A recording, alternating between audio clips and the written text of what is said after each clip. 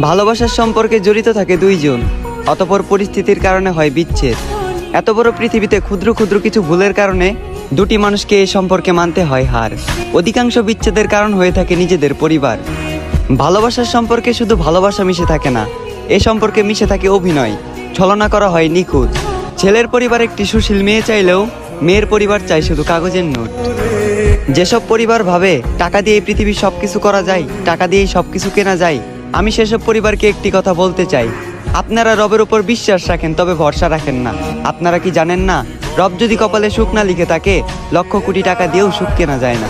আর তোমাকে একটি কথা বলতে ইচ্ছা করে, তোমার থেকে খুব জানতে ইচ্ছা করে, মানুষ কতদিন বাঁচে বলো? মানুষ তো আর বেশি দিন বাঁচে না।